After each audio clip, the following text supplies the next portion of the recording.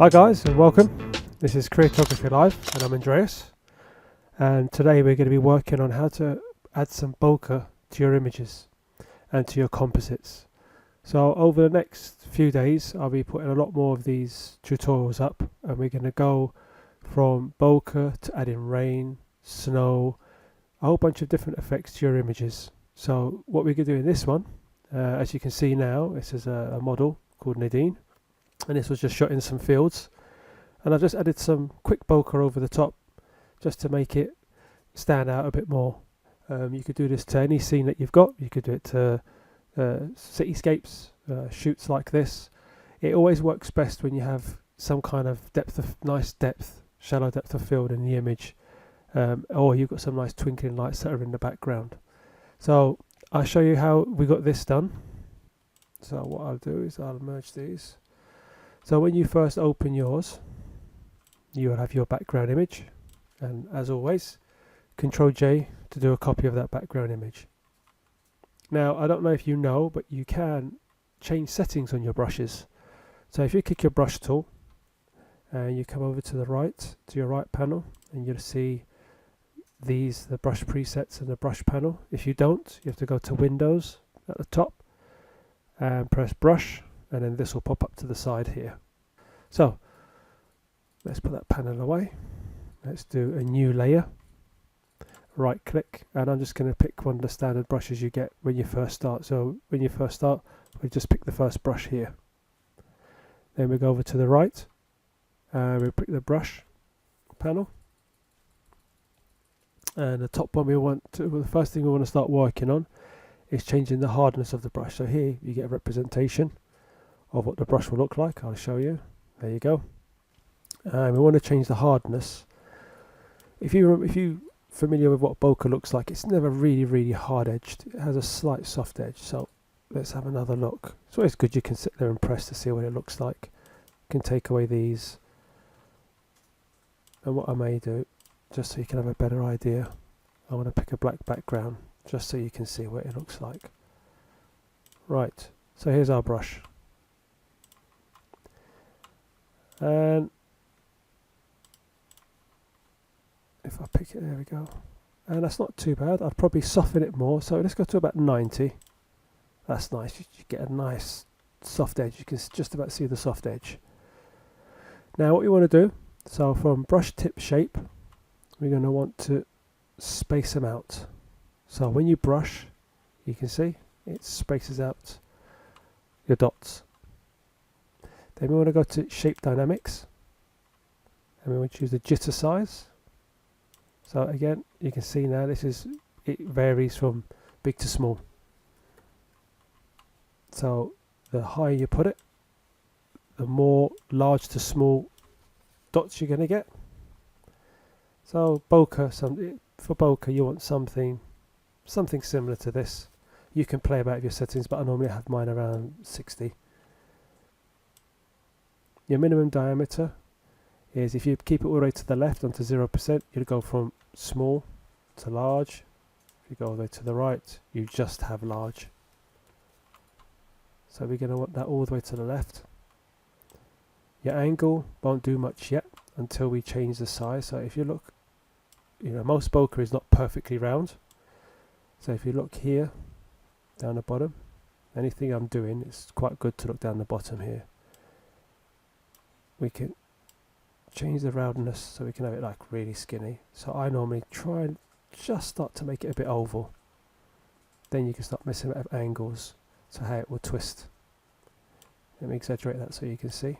When I start messing with angle jitter, it's just basically rotating them. So let's go back just. So this is what we have so far,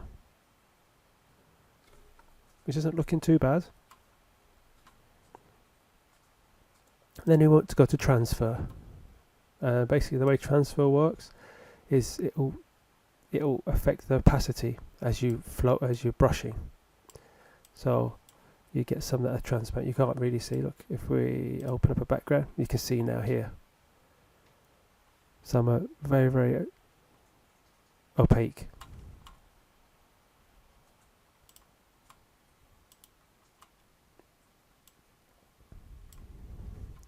think that's about it. And the scattering, we'll actually change scattering. On scattering, instead of it being linear like this, like we're doing, it will just jump them all over the place. So we'll pick both axes, and if you look down here again, as I'm moving it now, watch what happens when I branch. It just scatters them everywhere, hence the name. Now we can have really intense, put them into one area, which that's not too bad. So I'll let you look through these settings again. So on brush tip shape, we left it as it was. Shape dynamics, we did size jitter to 60, angle to 25, roundness to 9. For scattering, we did both axes, we did that to 588%. You know, just to make life easier, we just do 600. Count 2. On transfer, we did opacity jitter to 84%, flow jitter to 45, and we clicked smoothing just to round it off a bit.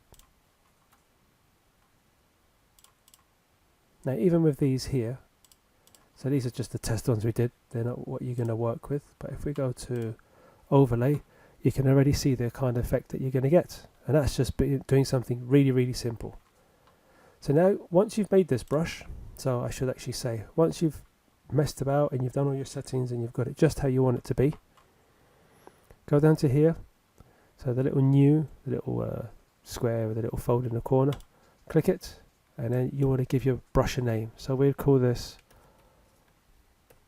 Bokeh 2017. Do OK. So now this brush will be here. You can see the little pop-up says Bokeh 2017 underneath, and here's the one I did previously.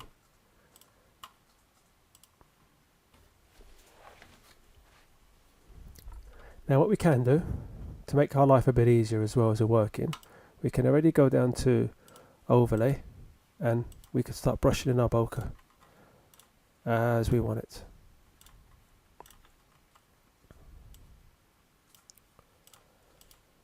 Now most bokeh isn't perfect like this, so what we can do, we can go to filter, blur, Gaussian blur,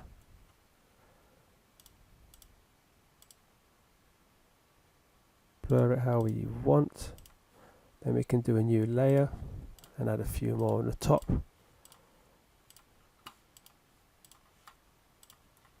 And there you go. If you do want to add something a little extra, double click on your layer where you've actually brushed your bokeh on. Go to inner shadow, and if you can see, it just ever so slightly darkens them. I have mine on darker colour, and you can mess about with the opacity of how you want it to work. And then press OK. And that's how you do some really simple bokeh. I hope you found this useful. If you did, leave me a comment down below. Click subscribe, tick the bell if you want to be notified of any more tutorials that I upload. And I hope you found this useful. Okay, I'll see you again soon. Bye bye.